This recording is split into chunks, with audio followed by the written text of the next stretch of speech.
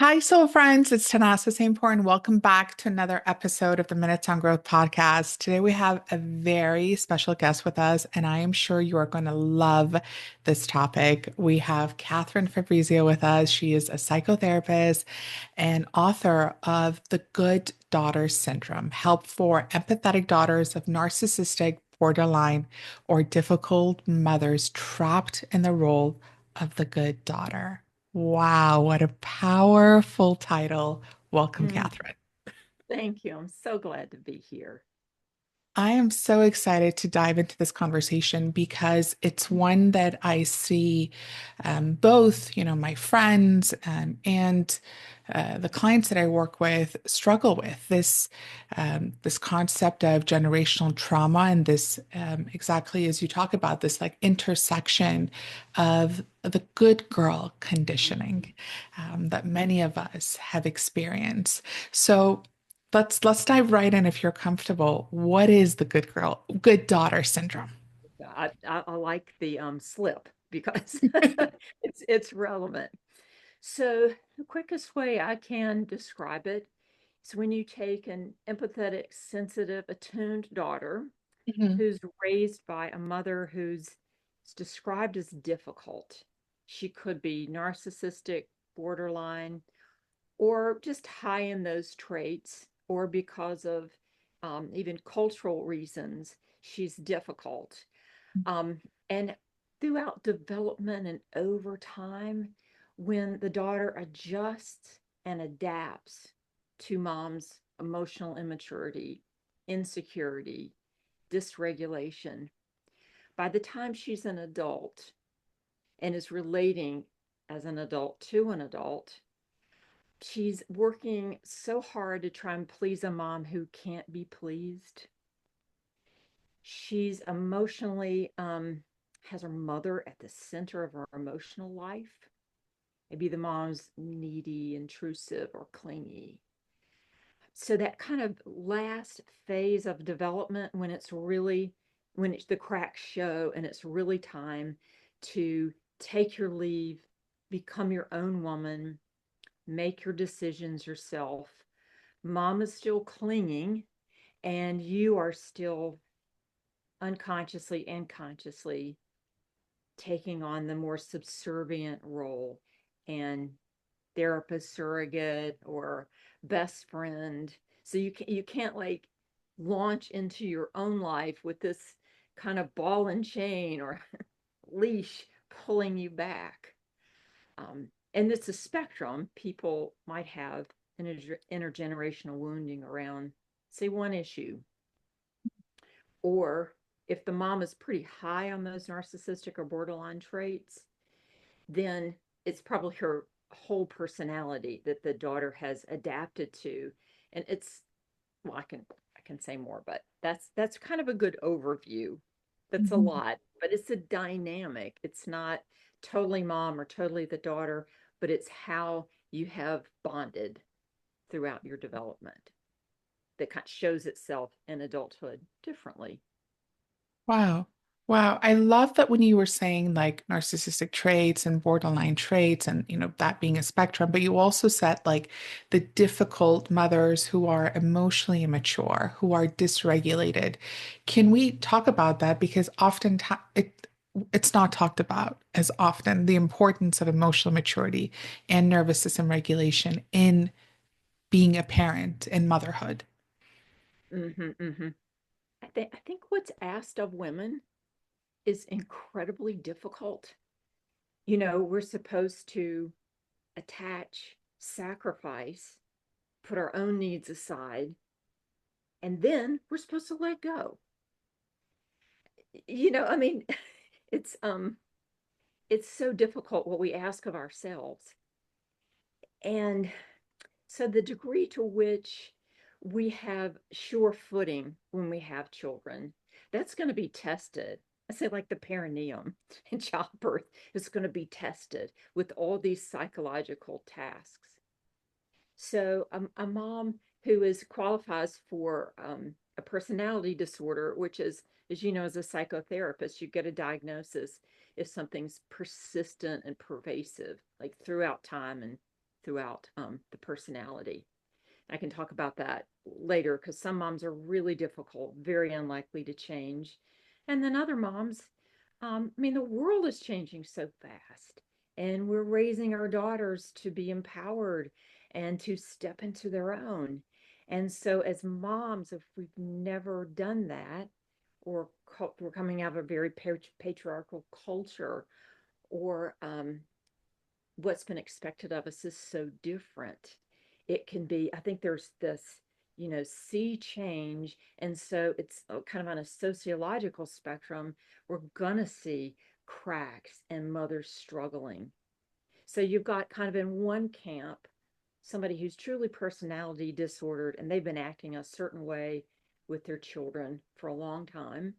And another way of saying that, I mean, we give somebody the diagnosis of narcissism or borderline, but what we observe is emotional immaturity, a rigidity. Um, a mom who's narcissistic needs to be superior. She needs to be right all the time. And on the more pathological end of the spectrum, she might need to defeat her daughter. But at the same time, we could have, say, if we weren't raised to speak our mind, or say if we sacrificed our education and never went to work if we wanted to go to work, and then the daughter comes up and she has all these advantages, it might not be unhealthy to be envious. Hopefully, we deal with that. But Mhm. if it's unconscious, if you don't even know you're envious and you act out, then you're going to be maybe giving your daughter mixed messages, like cheering her on the one hand and making snide comments that just slip out of your mouth. Oh, must be nice. Your husband lets you stay home, or you can imagine, like, um, so I think what we ask of women and mothers is incredibly difficult. And some daughters who really have terrible mothers don't like what I have to say when I advocate somewhat for the moms. And then there's another camp like, oh, you're too rough on moms. But I have grown daughters myself, and I haven't done everything perfectly, not by a long stretch. But so I understand the struggle from both sides. I mean, my unique struggle. It's not everybody's. Mhm. And then Yeah. seeing women for 35 years come into psychotherapy, I know my story, but then variations on this theme. Mhm. And there is a spectrum, of course, like with so many things. Wow, I love that because as you were speaking, it kind of gave me the energy of hope that, when we're acting out in unconscious behaviors, right? And books like this come out and we start to realize and we become conscious of maybe I have been doing this. Maybe I have been intrusive. Maybe I have been um, needy and I wasn't aware of it before. That creates space for change. And I'm wondering over 35 years of clinical practice, how common is it for moms to have this awareness and to want to shift? Is it something that's done on their own, or is it a trigger by the daughter? Like, who breaks free, or who kind of sparks the change first? Oh, that's a great question. Let me start by saying I think this is interesting. When I first started off in practice, um, people would come to me and they would present with maybe they had had a bad breakup or they had been attracted to, say, a narcissist. So that would be their first level of awareness. See, back when I started, nobody even used the word boundaries. Boundaries weren't a thing, if you can imagine. Yeah. So then you have the cultural overlay of your mom's your best friend. Nobody loves you like your mother. So this was so taboo. So I saw it shift for 35 years. Um, and it still is terribly hard. People will tell me all the time. I went to see my first therapist. She said my mother might be narcissistic, and I quit that therapist. Now, 10 years later, I'm coming back. I think it's true. It's really hard to face. So I mostly see the daughters, and the Mhm. daughters are in pain. And, And because of this lifting awareness, they realize that something's wrong. Um, I would say it varies. Some relationships are able to be salvaged and they can grow. The moms can adapt, and the daughters can have maybe even a greater understanding of where the mom's coming from. And then sadly, there are relationships where a daughter just, it's too toxic. She has to go no contact. Um, I know that phrase is very much in the vernacular, and I use it. And I have clients and support them who have gone no contact. But I like to say, maybe it's more accurate to say, the relationship that I have now with you, Mom, is not working. To just start in the now. It's not working for me. And I can say more about this, and then you can go about testing how much flexibility there is. Maybe mom's just totally unaware. And I know for myself, with the body positivity, I would say to my daughters, "Oh, you look so slim in that outfit," and they let me know really fast, my body's not up for comment, and it stung. I'm not gonna lie. It was like, oh, I had been, set back, and then I thought about it, and I realized that's so true, and how that would have given me so much relief in my, years, if my mother didn't even think it was always a compliment if she's, oh, you look like you've lost weight, or, Mhm. that was always on the plus side, or, oh, you should really lose weight. So these things are in flux, and I think we're getting better. It's hard. If somebody has a true personality disorder and their defenses are so rigid, they're probably just going to go on the offense, and they're not going to be able to flex with you. But I I love can that. talk about response of that if you'd like. Yeah. I love that, like the nuanced approach. Like it's not a one size fits all. It's not black or white. Like there's there's so much that goes into it. And as you were sharing that experience between you and your daughters, and the concept of boundaries and how it's a relatively new concept that we're talking about, especially, I always say like certain psychological comments or concepts, I would say, Mm-hmm. it takes a while for them to even translate to other cultures. Like boundaries, in my opinion, is a topic that's been talked about in individualistic cultures Mm-hmm. for a while, but Mm-hmm. for collectivists, it's still a relatively taboo concept because of the degree of interconnectedness between family members and to the level of enmeshment. So this I want to know how culture plays a role into setting these boundaries with difficult mothers and how it would look different in an individualistic culture, family versus a collectivist one. Mm-hmm. Mm-hmm. Yeah, so if your family prizes entrepreneurship, going off on your own, having your own mind and following your own path, you're going to pick that up as a little kid. That those messages are going to be sent. However, like my ex-in-laws were immigrants from Italy, and they had a lot of things worked out, I can tell you. They had very tight familial connections. Mhm. And because their experience, mother and father-in-law came over here and they just had each other, you know? Mhm. So, married to a Jewish husband, and know when when you've been in the minority, you just have each other. And I understand that. There's kind of, and it can even be a distrust towards the more progressive or Western culture. So I get that. Also, I would say the more patriarchal a culture is, and that the more the men have held the power. So women have a need for power. We don't just not have a need for it. And so sometimes they are given the daughters, well, you can't have power out in the world, but you have power in the family. and you have power over the daughters and daughters-in-law. So somebody who is, say, culturally hungry for power, it's just physics. It's just Mhm. gonna trickle down. And if it's sanctioned by the culture, it's not only like this is your only avenue, but it's sanctioned when you try and do something different, you're gonna have generational ripples of resistance that aren't even conscious. They're probably in your DNA with epigenetics, you know.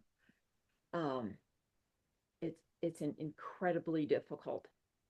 So I think so that's a few Mhm. thoughts on that. Mhm.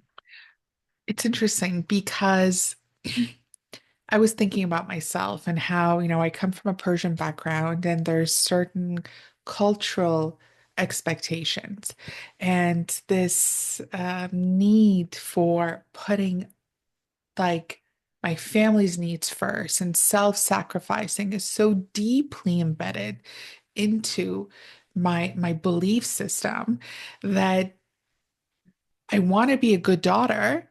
I want to be a good daughter. It's like I crave to be a good daughter because it also means that all the sacrifices that my parents made for me immigrating, it didn't go to waste. And so when I am setting certain boundaries, I feel tremendous amount of guilt. Mm-hmm, mm-hmm. And can we talk about that guilt? Yeah, it's a number one emotion that people feel. Um, a lot to say about guilt. One way, just on a physiological level, to think about it.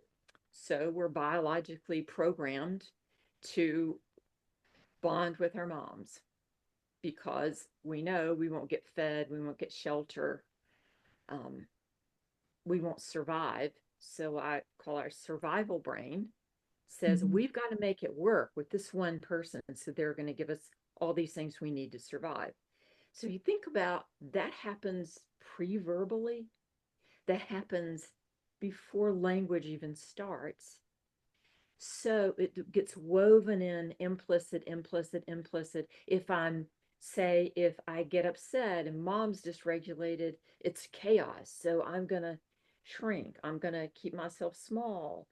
If I do something rude, and all this stuff is, conveyed by looks and shoulder shrugs, and men don't even get it. I mean, we mhm, get it in a nanosecond. I could tell if my mother was okay and okay with me by the tone of her voice on a phone call. Three mhm, words, I knew where the conversation was headed. Anyway, so we pick up all these things unconsciously. So then when we go to make a change, even a small change, the feeling that comes in is guilt or I'm bad, good, bad, you know? mhm, Um, so one thing that I suggest is that you mindfully become aware guilt is a conditioned response. It's a biological sensation before it's a thought. mhm, So if you can put a pause in, witness yourself. Oh, there's my stomach clenching. Here come the thoughts, or I feel ashamed. That's a very common response. Being more extreme than guilt, but extreme guilt can feel like shame. Like, I'm bad. I'm in trouble. I'm 5 years old and I'm going to get hit or sent to my room or worse, disapproved of. mhm, And then the person I'm attached to and love more than anything else in this world is not going to be happy with me. So that's one aspect. And there's some somatic things we can do with that to like just put a pause. Wait a minute. I'm feeling guilty, but am I guilty of everything my head's telling me? I would say, yes, I am guilty of disrupting a pattern. How are you going to break cycles if you have to be willing to have some discomfort?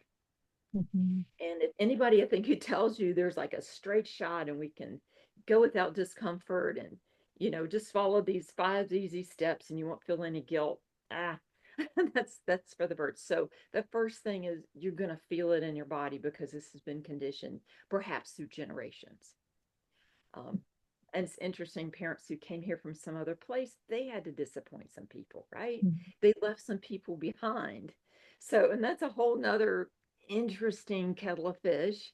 So that's maybe why where you get the mixed message. They're applauding you at the same time. Don't forget us because maybe we had to break away. You think about when we sailed over here from other countries and maybe people never saw their families again, which is in our DNA. So this feeling, disloyalty and betrayal, it's on so many levels. So we have the biological mandate to be loyal, to bond. However, as in nature, we also have the mandate to differentiate, which and you talk to your relatives and they understand this, right? They broke away at some point, even if they've kept all the, a lot of the things. Um, but we do, I think, to deeply, particularly for good daughters, to deeply understand that you are aligning with a force of nature that is good and healthy and necessary. I think that's why when people just get mad and they blow up, then sometimes it's needed. I'm done with you, mom. I'm going no contact. That's the last time. It's hard to sustain that activated state. And I know for me, my lineage, so to speak, was really psychotherapist. And I had a mentor who was my mother's age, and she didn't tell me, but she supported me in my differentiation. And so I aligned with somebody older and wiser and who I saw as, a voice in the field. So this could be a religious authority or a female mentor or someone who you admire. But I think it's so important that you come to terms with these changes are good and they're healthy, and you're altering cycles that you're then going to pass down, whether or not you have children, but you're going to be a force in the world for good. I think for good daughters. Now, Mhm. some people are rebels. They're just like, to hell with you. I've never felt favored by you guys. I'm going to go off and do my own thing. That's not who I wrote the book for. I understand that adaptation, but it's those of us. It sounds like you're like you want to be good. Yeah. You have a strong sense of justice. You want to do good in the world. Um, and you have yeah. So it's a cognitive thing. It's a educational thing. It's a bodily thing, and then it's practice. It's like resistance training. You have to practice that muscle and you get better at it and you can tolerate the discomfort, little by little, take on a little more. Mm. I'm curious, what makes a mother difficult besides what we talked about? So we've talked about this neediness, we've talked about um, dysregulation, so emotionally immature. What else makes a mother difficult? So to just go in casual terms, um, she has no boundaries, and she certainly doesn't respect yours. It's like she doesn't see any value in that. Maybe she gives unwanted advice. Maybe she has to be right all the time. She can never give it to you. Maybe she can't apologize without a yes, but you, or I meant X. So she's intrusive, bullying, clingy, needy, critical. So that kind of paints a picture. I guess underneath it, we see a rigidity. We all can be clingy, needy, critical. But I guess a really good variable is that there's little, if no, repair. ability to repair, which takes humility, it takes ownership on the mom's part, humility on the mom's part, a willingness to be vulnerable, to think, well, maybe I do need to change. And we can break it down into how narcissistic or borderline moms have trouble with all this. Uh, in terms of a narcissistic mom, her needs. So, narcissist, do you want me to go into that a little bit? Yeah, yeah, please go. Okay. So, a narcissist comes from a place of deficit, as we know, of that of self loathing, and they feel worthless inside. But what you see is the defense to that. In other words, I call it like armed guards around the sense of self. So, or another way to think about it, they didn't get the feeling when they were little that just their existence brought their parents joy. We all deserve that. We all need that. Some people don't get it. So it's like they go around with this cup that needs to be filled, and they find out if I perform, if I maybe, and a good daughter, if I make straight A's for a good daughter. So if I'm braggadocious, if I call attention to myself, all this, and so, but it never really seeps into their sense of self, and so they need it like a drug supply. So along comes the daughter. She adores you. And if a mother is has a deficit in this, she's going to be terrified of not being relevant, say when her daughter grows up. So she has to be give that unwanted advice, criticize, I'm going to fix you, I'm going to make you better. She may, unlike men so much, appropriate, like your success is my success. And I'm, by the way, I'm terrified of your failures, so you cannot fail. That's the other thing, because she herself is terrified of her own failures. So that's narcissism. Borderline mom's main wound is abandonment. That's how that kind of gets set into motion. So when a daughter's normal differentiation, individuation, and this comes from the twos. I mean, it comes from early on. If the mom's really threatened by that, she's going to send signals.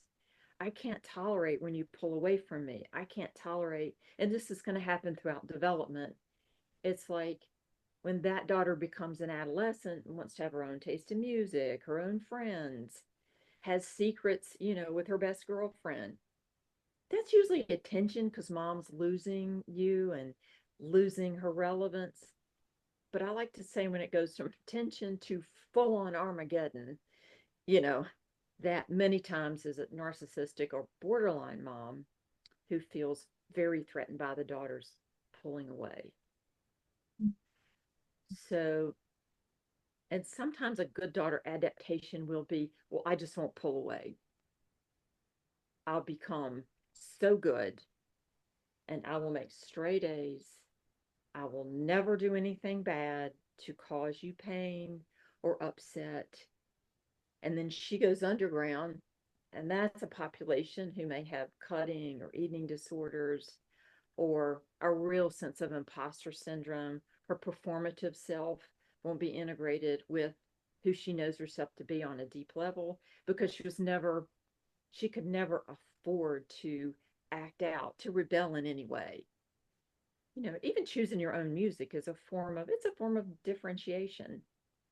But if your mom's really threatened by it, what are you becoming? Then the rebel will do it anyway. And kind of, she's off to the races from that point on. Anyway, the wedding is another, like, these are flashpoints looking through the lens of differentiation and separation, how the mom responds. And again, there's usually tension. Is the wedding a reflection on mom's status, or was it truly your wedding? Birth of the first child is another, grandchild is another. These are touch points where it kind of tests the mom's ability to integrate this new reality as daughter becomes her own person. Anyway, that's a whole lot to kind of Wow, I love it. I love all the insights you're sharing with us. So, okay, so now let's say the child, the daughter, the good daughter is aware that something needs to change. Maybe, as you mentioned, her holding on and continuing to be in that state is maybe manifesting in physical illnesses. I know there's a lot of research on like autoimmune diseases as a response to that holding on to um, the space that like I'm constantly walking on eggshells, this like constantly in survival mode to make sure I don't, piss mom off or make her mad or disappoint her, as you said, the fear of disappointment is a huge one. Let's say we're ready to make a change. How can we set boundaries? Is there like mistakes that might you've seen happen when setting boundaries?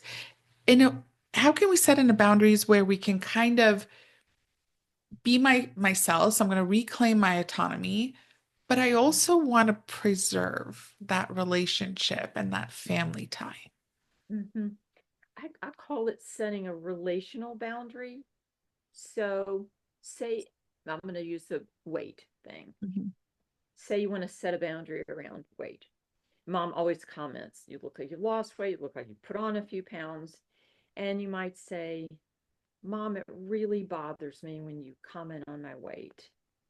I think we'd have a better relationship if that was just off the table. So it's kind of a light. So the mom who thinks, oh, I want to have a good relationship with you. And yeah, now that you mention that, that is so that might be your first pass. Say you come back again sometime and she comments on it again. You're going to move more towards, let's say, a power boundary. Say, Mom, we've talked about this. I asked you not to comment on my weight. I'm not going to want to hang out with you as much, or however you would put it, however you talk to your mom. Um, Again, that's another relational boundary. Say a third time comes up and she's still doing it. Mom, I've told you, my weight's just, this is not a topic I'm going to engage in, so I'm going to go. And then you follow through with that. So you can see you are starting off by trying to preserve the relationship and seeing if there can be change within the relationship. And you can move more and more to a power. The thing that I think most good daughters don't know is that they have so much more power than they know. So, mom has had her, when you're grown, mom has had her kids. She's not going to have any more. And the daughter can gets to decide how much access mom has to her. It's really, when you wake up to it, it's kind of amazing. And you can get the guilt feelings under control, because most mothers will take the relationship that you are offering and the level, and they're incentivized to make it pleasant for you. And if they're not, I think you really have to evaluate. Like if you feel beat up after every visit and every phone call, and their mom's out there like that just go on the offense. They just, um, then I think you set the level of contact and engagement appropriately. But it's more thoughtful. It's not like, okay, you're a fill in the blank. I'm going to cut off contact with you. It's, when I'll tell you some of the mistakes I made. I wouldn't say anything forever. And then I would just blurt something out over something really little. And I would look kind of foolish. And then I would end up, my mother would look at me, what, what is up with you? And I'd be like, oh, I'm sorry. I don't know. I'm just irritated with, and I would triangulate. I'm just mad at my husband or the kids have been. So just forget I ever brought it up. But I think that's what happens when you don't have like a therapist to talk it through with, and you have to get so straight within yourself. Practice in front of a mirror, rehearse this with your friends, have your partner, um, ready to support you. Like expect some fallout, because that's when people say, "Well, I tried to set boundaries, but she won't let me." Or I tried to set a boundary, but it's just not worth it. You don't know my mother. And We also talk like about, because when you were saying boundaries, when we set a boundary, can we normalize that it can feel really bad setting it? Like it's such an unfamiliar thing, especially if it's like if you're always been the good girl and now you're starting to set boundaries. Sometimes people want to avoid the discomfort of the emotions that come up, besides the ones that we're talking about, guilt. And even like for me, I remember when I first started setting boundaries, and my mom, bless her heart, she was so responsive to them, but I felt so bad setting them, and I felt so bad sitting in the aftermath of it. oh, And yeah. can, I, we need to hold space for that. I know. I love the word normalize, because, yeah, if you are breaking a cycle, you are going to feel uncomfortable. And, if you've always related to mom and in one way and enjoyed her um, lovely praising you and looking at you with adoration, and then you come out and have this other aspect to yourself, why wouldn't it feel very threatening? So I say you'll get some outer resistance, but you'll also get massive internal resistance. It's like you're speaking a different language, and she's kind of go, what? I don't recognize you, because you all have had this symbiotic, and it doesn't mean that it's bad, but just this certain kind of relationship. And all of a sudden you're speaking a different language, and you're going to feel worried. Is it going to disrupt the apple cart? Am I going to lose my mother's love and admiration? I love that. Yeah, holding space. Of course that's going to come up. Why wouldn't it? From everything we know about attachment. Yeah. For people who have tried, they've tried to set those boundaries and those relational boundaries, and it hasn't worked, and they've gotten to a point where they have to remove themselves from the situation. I've noticed that one thing that people struggle with is if I go into no contact right now, or if I remove myself, does that A, mean I don't love my mom?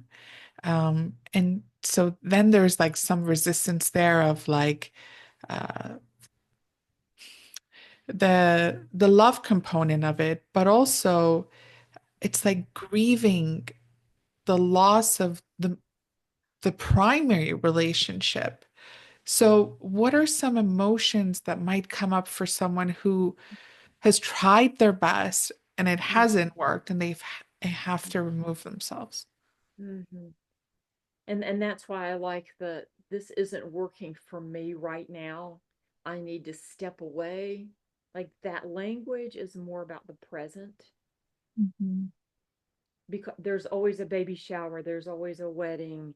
It's hard to predict the future.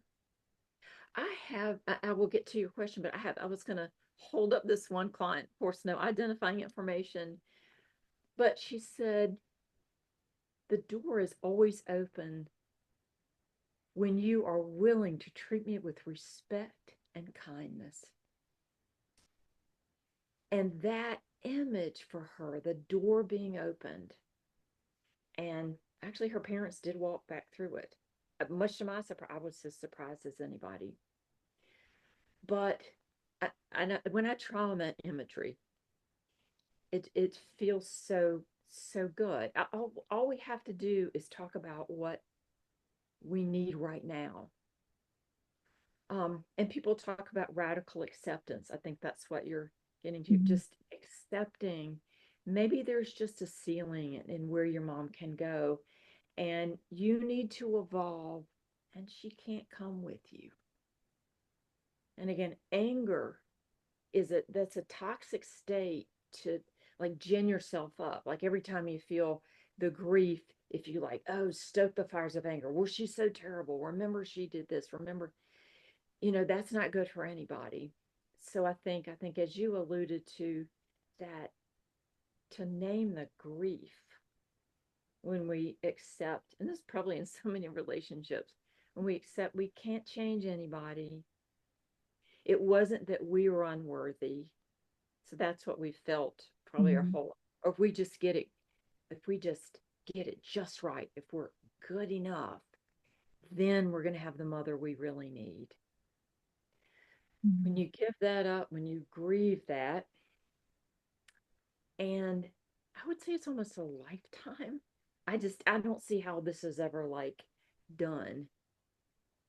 I think you can stop thinking about it every day, and I think people do get freedom, and they build more attachments, healthy attachments. But when, and I see this in the really toxic moms, the daughters who are spending hours in their day dealing with mom, when the dealing with mom is eating up their time, their emotional energy, they don't have it to bond with their partner. Like partners get pushed out. I'm fighting with mom when daughters are telling me I'm waiting for the other shoe to drop. I've just said something to mom. Now I'm holding my breath. Or she's not going to like what I just said. Or she's going to want the real intrusive mom. She's going to want to report. What are you doing? So she can weigh in and criticize. Like when that's taken up a bunch of time, and I've seen it like hours, you need to reclaim claiming my time back, right? Reclaiming my time, reclaiming my life. And there will be grief. It's like a lot of things. I don't think there's just an easy path. Um, but it's unlike, I think, like a boyfriend. Like you have a bad breakup, and like 2 years, you're like, oh my gosh, how did I ever fall for that Yeah. person? And they really don't take up any of your heart space or your head space until you're reminded. I think the mom, is in our cellular Yeah. memory. And you do just get one mom, but you can have female mentors, um, friends, women's circles, women's groups. I think people are coming together and help, and podcasts like yours, so you never know who you're nurturing when you're sending these nice waves out there, who's listening to your soothing voice and information about self-care. So I think we're just in a huge flux of change, and grief is part of it. Why wouldn't it be? Yeah. One thing that um, I think of sometimes when I think of these difficult relationship, whether it's, between a good daughter and a mother, or even with a father, extended family members, is this idea of I love you, but I just don't like you. Yeah. And Mhm. that for me, I found can be really helpful. It's like if I'm distancing myself, it doesn't mean I don't love them. It just means I don't like them. And like is like based on traits, and love is like energetic. So I can wish you well, but Mm, also take that wish you well from a distance. I love that. Yeah. I mean, people quote the Bible, honor like mother and father. In a way, if you really pull out, sometimes the best way to honor somebody's life is to break a cycle and Mhm. to live into your truth. And sometimes that means they can't come with you. So you can love them, have gratitude for their lives, they're giving your life, and at the same time say, well, I only have 24 hours in a day. And if, I'm constantly dealing with this negativity, toxicity, how is my time, my energy best spent? Because in a way, if you think about it, if you're just mad at your mom, you're spending hours a day mad at your mother, is that helping her? Rather than if you get the distance and you say, I understand, I have some understanding about your upbringing and love at a distance, but I'm not going to stay ginned up and thinking negative thoughts about you. The distance is giving me that. I think that's Yeah. equally as valid. Yeah. Last question. By the way, I love the compassionate approach you took to that. So thank you so much. It's such a soft approach. I'm more of like I loved soft approaches versus harsh. Maybe that's the good daughter in me that wants the softness.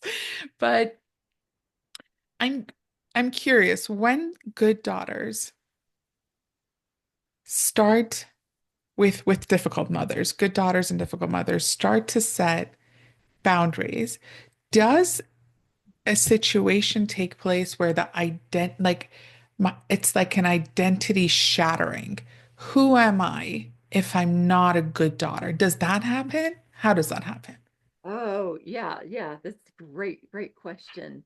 So if you, we can go back even to mirror neurons, to Angie Siegel's work, and how, we looked at our mother's faces at so many things that we did.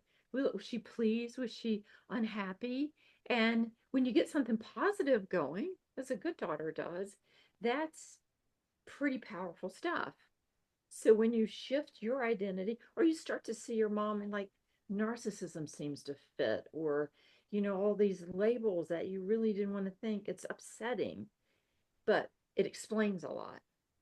So when you try things out and you experience yourself, ooh, who I know myself to be, it's by definition going to be unsettling. I mean, growth, you're breaking out of something that when it's calcified, a customer encasing you, but you internally are growing. We're not meant to stay static, but I think there can be kind of an abrupt.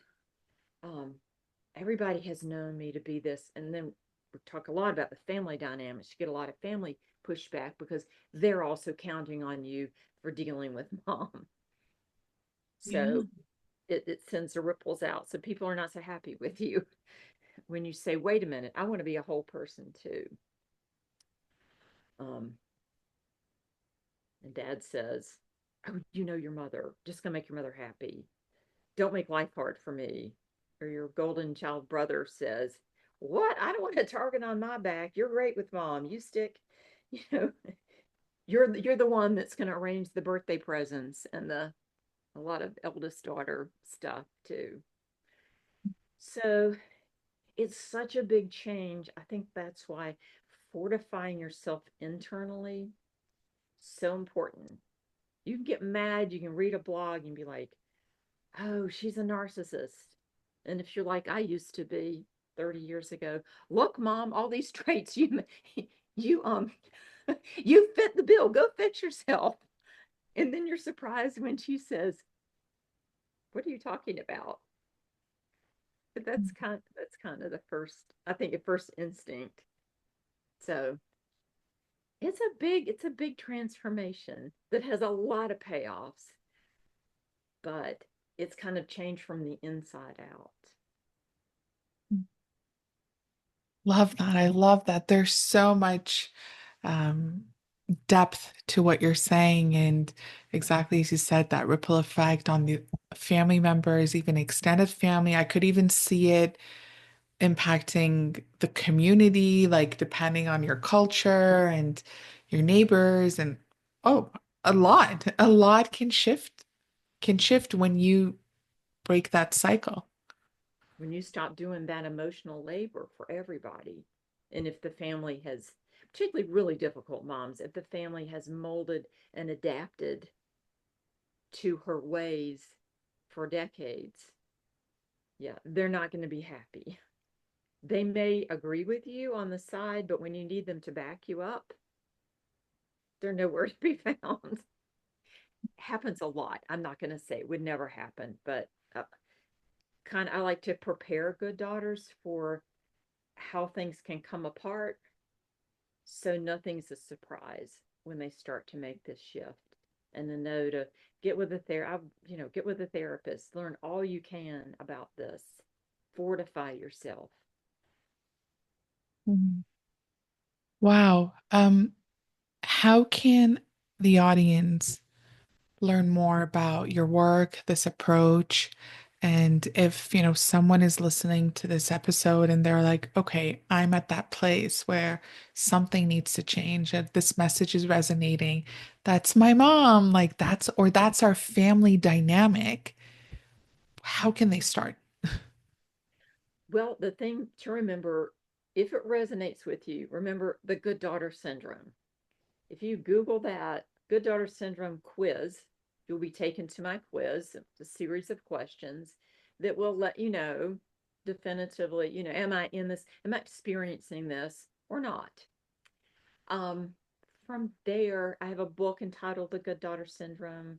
My name is Katherine Fabrizio, but it's a good place to start. Take the quiz and find out if this applies to you. And if so, I have blogs and emails and all kinds of materials that can help you along this very long, complex journey. I say when you want to make the shift, but you still want to be a good person, feel like a good person. You are a good person, but when you still want to feel like a good person, because I get that. I get that. Wow. Thank you so, so much for sharing your insights, sharing your wisdom, sharing the truth about this process, and that it is a complex process. And it is, as you mentioned, you might not be thinking about it every day, but it's like forever a part of you. And really talking about that and um, helping people realize that what they need and the internal, as you mentioned, like the internal strength, the internal grounding to navigate this complex relationship. But as you said, a lot of good payoff as well at the end of it. It pays a lot of dividends. I can't make it easy, but I can make it easier. Mm. I love your approach to these podcasts. It's wonderful. Wow. Thank you so, so much, Catherine, for being on, for sharing. I feel like we could go hours talking deeper and deeper into this, but for the sake of time and respecting your time, I just wanted to say that I really appreciate the work that you do, and thank you for sharing. Thank you so much. Amazing. Thank you, everyone, for listening. Speak soon.